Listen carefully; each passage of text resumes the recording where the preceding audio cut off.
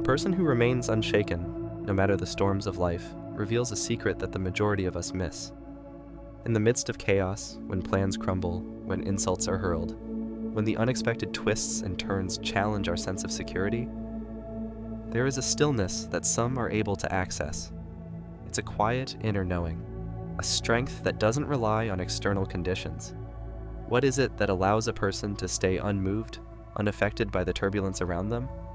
It's not that they have an easier life or are impervious to pain.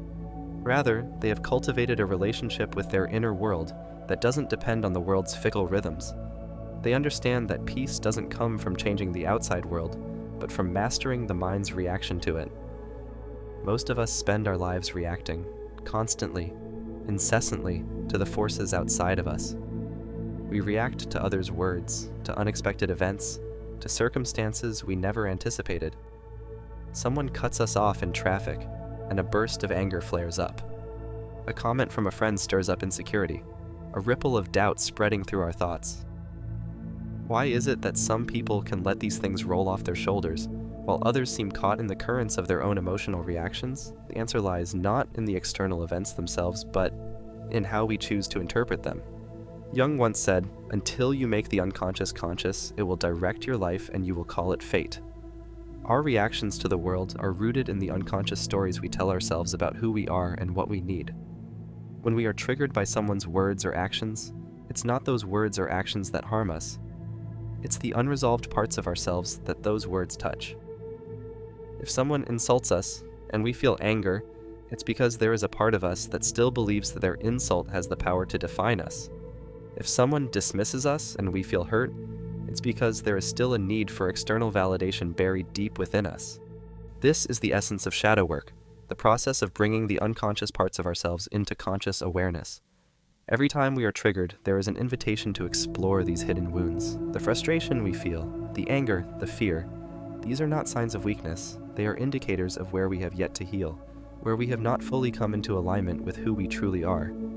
The true power lies in recognizing that our emotional reactions are not the result of the external world, but rather a reflection of our inner world. Imagine a life where your peace is no longer dependent on the people around you or the events that unfold. What if, no matter what happened, whether someone insulted you, disrespected you, or life didn't go according to plan, your sense of self remained unchanged? This is the state of true freedom. Not freedom from external challenges, but freedom from the need to control how those challenges affect us. Most people live their lives believing they are at the mercy of external forces.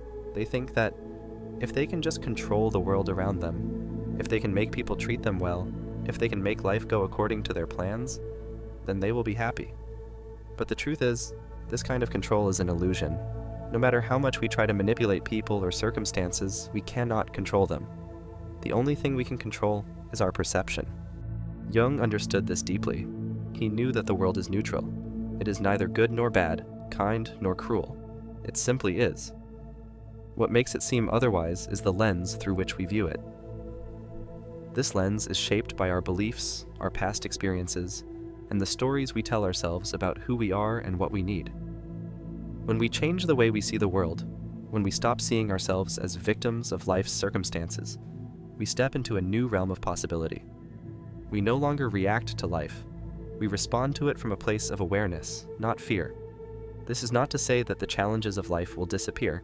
They won't, but the way we relate to them will change. The power of emotional mastery is not in avoiding discomfort, but in understanding it.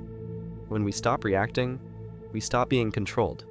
We no longer need to avoid negative people or manipulate our environment to feel safe. We become immune, not detached, but unshakable. Let's consider the nature of control for a moment. People spend so much of their lives trying to control things they cannot. We try to control how others perceive us, how situations unfold, how life plays out. But the more we try to control, the more power we give away. The moment we need someone to treat us a certain way, we are no longer in control. The moment we require life to unfold according to our expectations, we become slaves to those expectations. What if instead of trying to control the external world, we learned to control the one thing we can, the way we perceive it? What if we stopped trying to force life to fit our ideal image and instead embraced it as it is?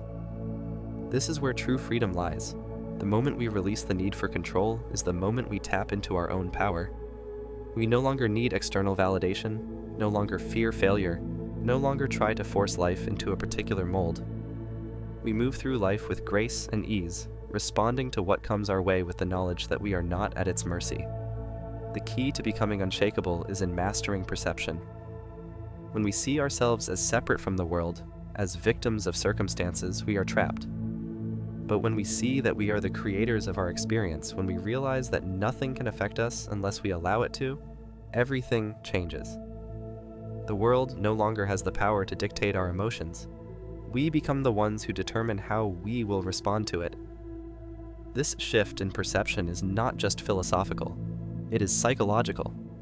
Research in neuroscience shows that emotional reactivity is learned.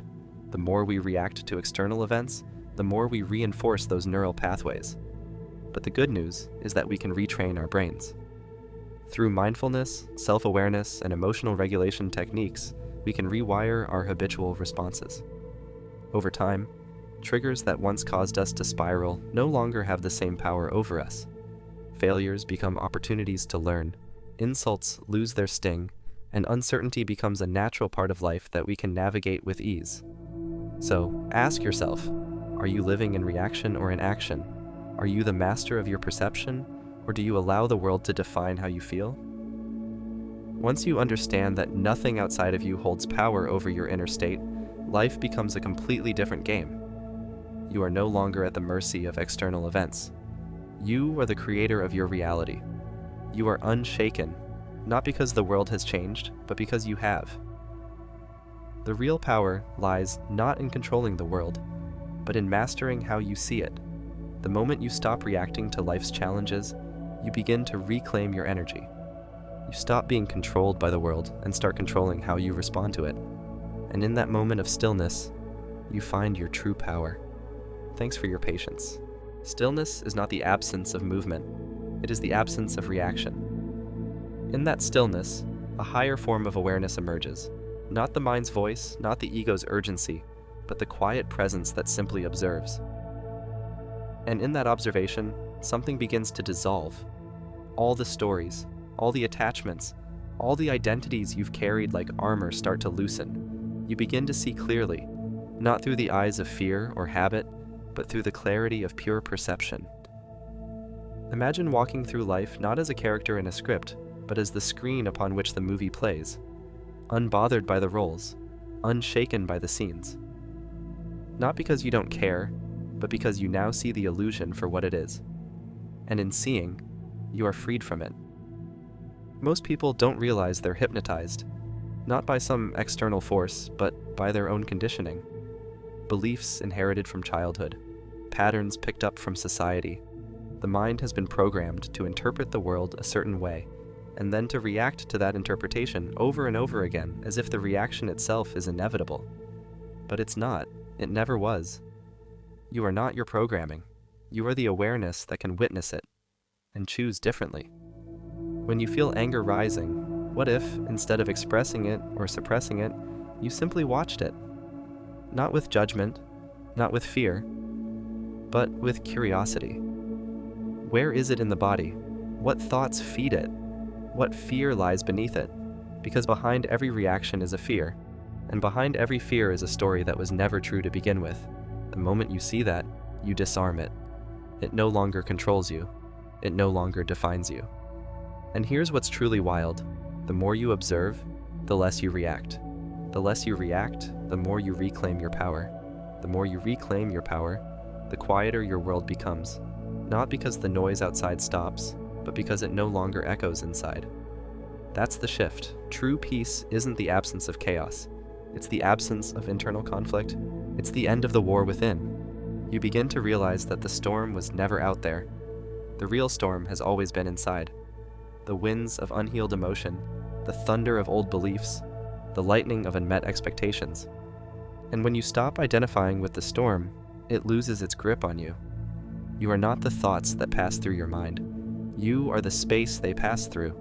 This is where true detachment begins. Not from life, but from the false narratives that keep you bound. You stop needing people to agree with you. You stop requiring outcomes to validate you. You stop chasing peace in places it never lived. You no longer beg the world to be different. You become different. And from that difference, the world begins to shift.